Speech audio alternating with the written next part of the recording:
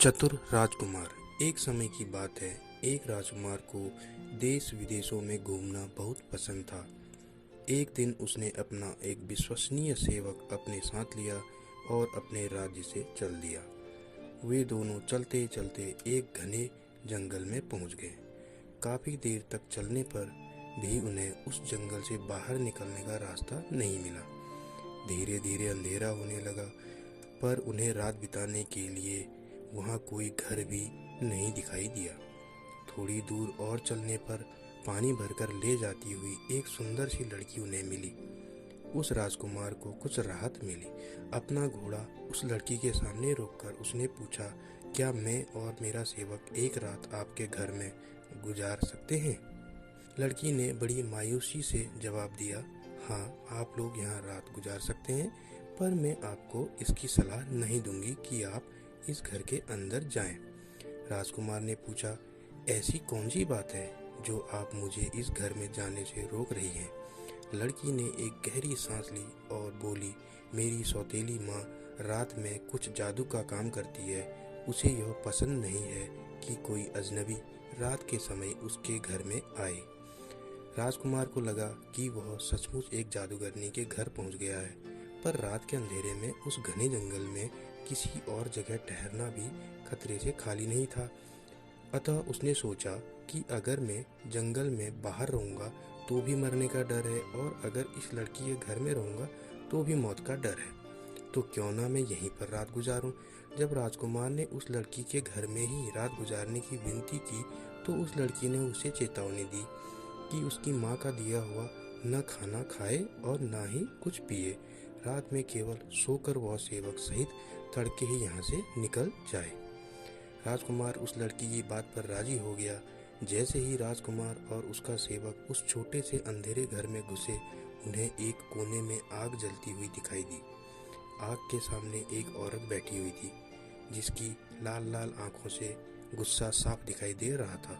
राजकुमार और उसके सेवक ने उस औरत को नमस्कार किया तो उसने उन दोनों को एक कोने में बिछे हुए बिस्तर पर बैठने के लिए कहा।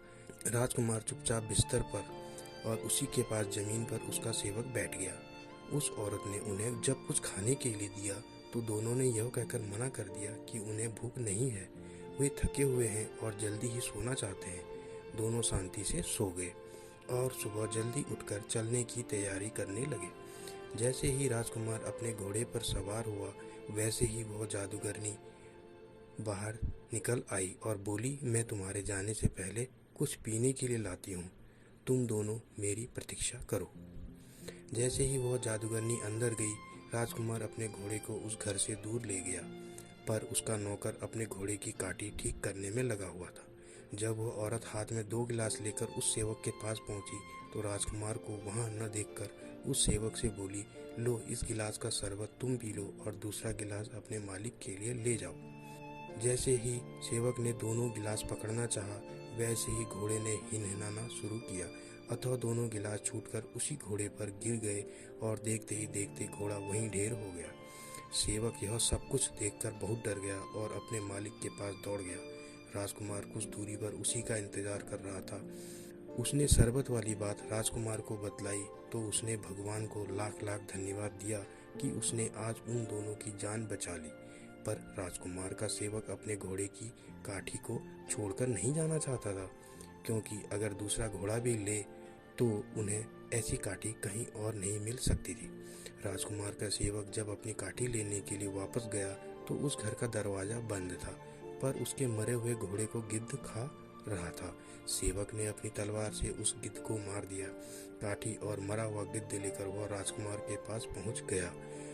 अब दोनों एक ही घोड़े पर चलकर जंगल से बाहर जाने का रास्ता ढूंढने लगे। चलते चलते रात होने लगी तो उन्हें एक घर से कुछ रोशनी आती हुई दिखाई दी। जब वे दोनों उस घर के सामने पहुंचे तो पता लगा कि जंगल के आखिरी कोने पर एक सराय थी। सेवक ने यह गिद्ध उस सराय के मालिक को पकाने के लिए दिया। उसी समय उस सराय में 12 डाकुओं का एक दल खाना खाने के लिए आया तो सराय के मालिक ने उसी गिद्ध का सूप तैयार करके उन्हें पेश किया और थोड़ा सा अपने लिए भी रख लिया। डाकुओं ने जैसे ही सूप पिया, सभी वहीं पर लुढ़क गए और रसोई में सराय का मालिक भी।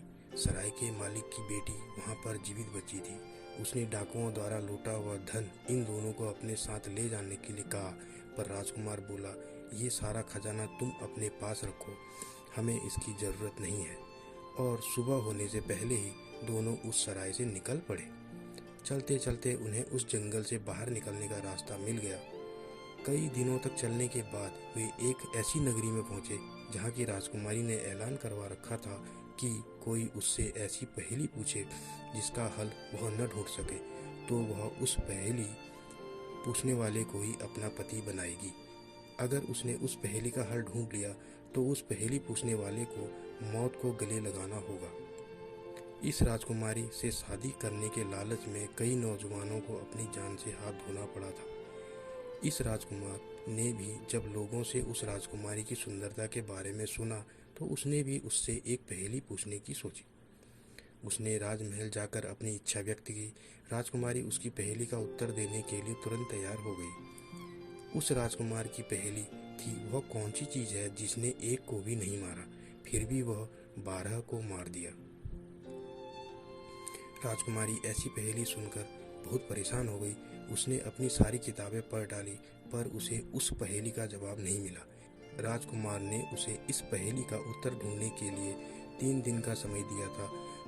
अगली रात उसने अपनी विश्वसनीय सेविका को चुपचाप उस राजकुमार के कमरे में भेजा कि कहीं सोते सोते नींद में वह राजकुमार खुद ही इस पहेली का उत्तर दे दे। जैसे ही सेविका बिना कुछ सुने कमरे से बाहर निकल रही थी, राजकुमार के सेवक ने उसका बुर्का पकड़कर रोकना चाहा, पर उसका बुर्का खिंच गया। सेविका चुपचाप रात के अंधेरे में मुंह छुपाकर राजकुमारी के पास भाग गई। 2 दिन बीतने पर भी राजकुमारी को इस पहेली का उत्तर नहीं मिला, तो उसने खुद ही राजकुमार के कमरे में चुपचाप रात में जाकर उससे इस पहेली का उत्तर सुनने की बात सोची। राजकुमार को इस बात का अनुमान था। वह सोने का बहाना करके अपने कमरे में लेट गया। आधी रात में नीला बुर्का पहनकर राजकुमारी चुपके से उसके कमरे में घुसी और पूछने लगी, वह कौन सी चीज थी जिसने एक को भी नहीं मारा। राजकुमार ने जवाब दिया, एक गिद्ध जिसने जहर से मरे हुए घोड़े को खाया और उसी जहर से खुद मर गया। राजकुमारी ने फिर पूछा, तो फिर उसने 12 को कैसे मार दिया।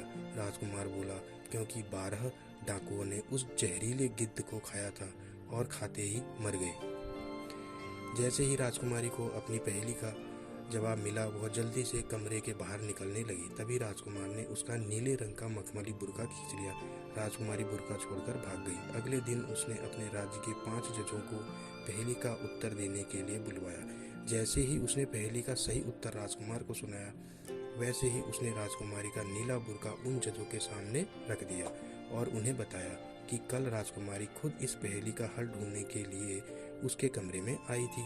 उसने जानबूझकर उसे इस पहेली का हल बतलाया था।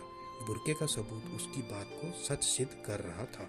अंततः राजकुमारी को उसी राजकुमार से विवाह करना पड़ा।